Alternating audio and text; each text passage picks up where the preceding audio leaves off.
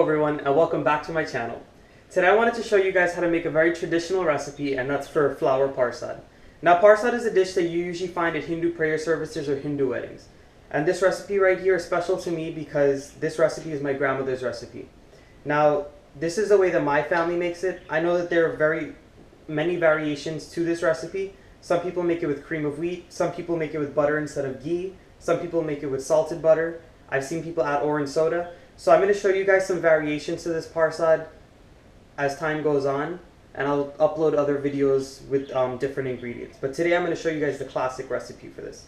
So before I get into the cooking process, what I want to do is I want to show you guys the ingredients that I'll be using. I have some all-purpose flour here. I have some whole milk. I have some carnation milk or evaporated milk. Some sugar. Some ghee. You can also use butter. Some cherries and raisins. Some people like to add in almonds or different types of nuts. I'm going to go traditional today and just add in raisins and cherries. And I also have some elychee or cardamom, and that's going to give the parsad some flavor. Alright everyone, so I have all of my ingredients here and I'm ready to cook. So for this parsad recipe you want 2 different pots because there's 2 different steps to this recipe. So in my large saucepan here, you want to make sure it's a nice heavy bottom pot, or else your parsad's going to burn if it's a thin bottom pot. So I have it on like a medium heat right now, and I want to add in all of my ghee. And you want to make sure this melts. So put this in and I'm going to get it melted.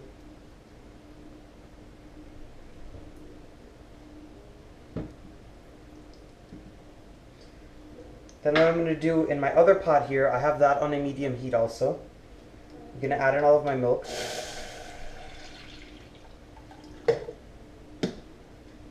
I'm going to add in my sugar.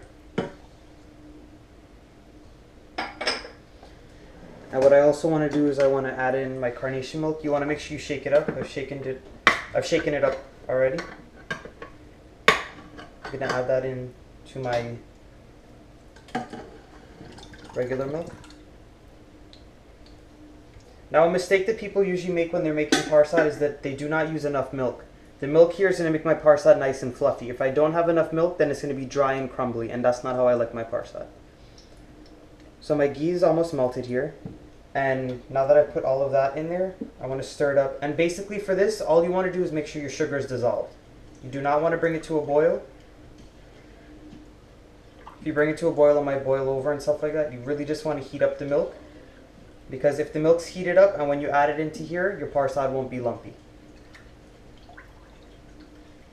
So I'm just going to monitor that. And what I'm going to do here, now that my ghee is nice and hot, is I want to add in all of my flour.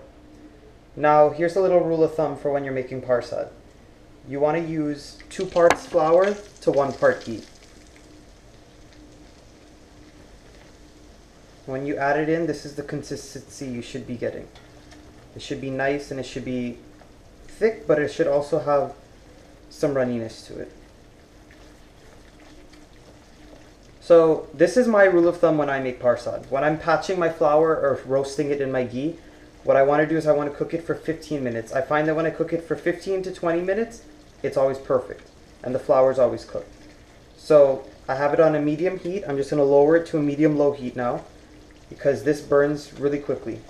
And I'm going to time exactly 15 minutes, and then I'll show you guys what this looks like when the 15 minutes is done.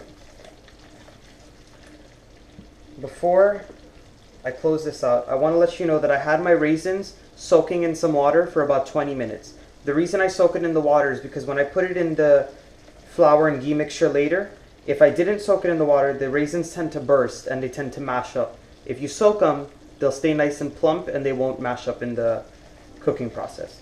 So I just wanted to let you guys know that. So I'm going to show you guys what this looks like after 15 minutes of patching. I have my milk here that I just pulled off the stove because it was nice and heated up and all of the sugar got dissolved inside of it. And I want to show you guys the flour here that's been patching for exactly 10 minutes. It's not totally done yet, but you can see this taking on a nice golden color. And when you're patching flour, you know it's done when the flour gets really light. And by light, I mean like the texture of it. Because when you first started stirring it, the flour was heavy and that was in its raw state. But as the flour cooks out, it becomes nice and loose, and it becomes nice and, you'll see this mixture get more liquidy. As my grandmother says, she tells me that you know it's done when it starts to get loosey.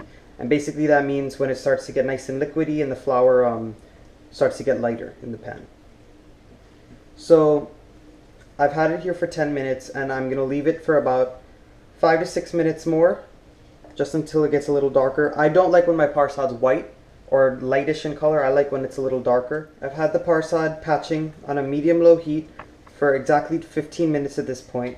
Now what I want to do is I want to add in my raisins. And you want to add in your raisins so that they get nice and plumped in the ghee mixture. You're going to see that they sizzle a little bit, and that's just because the raisins are soaking in that water.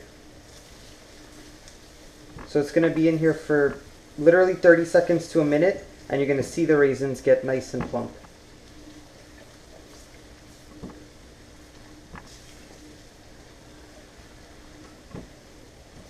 I don't know if you guys could see, but these raisins are very plumped up now, and they're like little balls.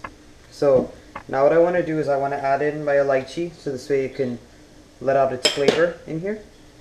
And at this point you really want to start working fast because the flour can start to burn on you.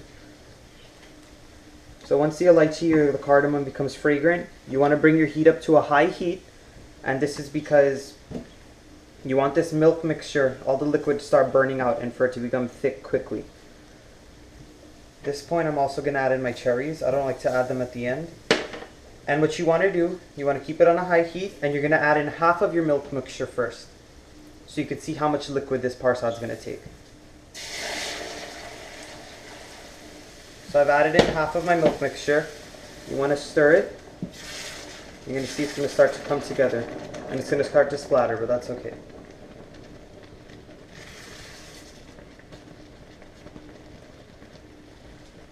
You're going to see it's going to start to come together. It's going to start getting nice and fluffy.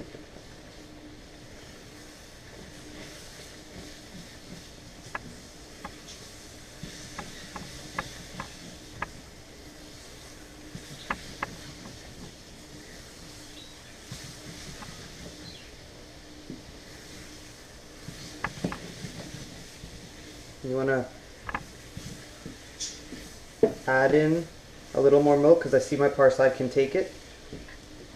You don't want it to be too dry.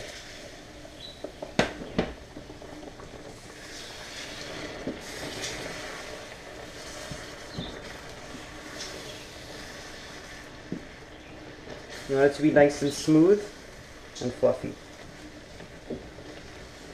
As I said before, a lot of people when they're making parsad, they sort of cheat on the milk. They don't put enough milk, and then it becomes dry and it's crumbly. When it's nice and fluffy like this, it's really good. So now I want to lower my heat just a little because you don't want the bottom to start burning. You just want to scrape down the sides.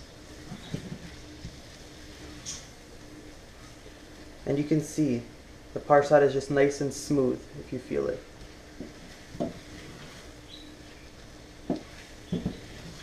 And I have just a little bit of my milk mixture left, and that's okay. It's nice to make a little bit extra of your milk mixture just in case this dries up faster. Sometimes some brands of flour are a little moist. It also depends on how much of everything you put in. So just have a little bit left, and that's okay.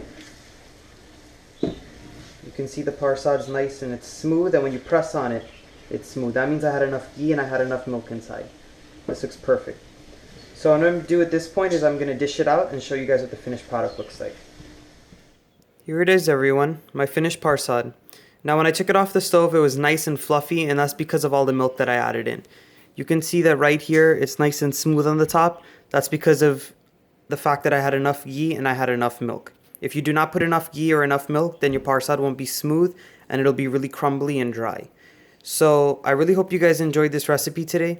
Please just give this video a thumbs up, subscribe to my channel, and leave a comment down below on what you guys would like me to make next. This is just one of many sweets that I'll be making on my channel. Thanks for watching, everyone.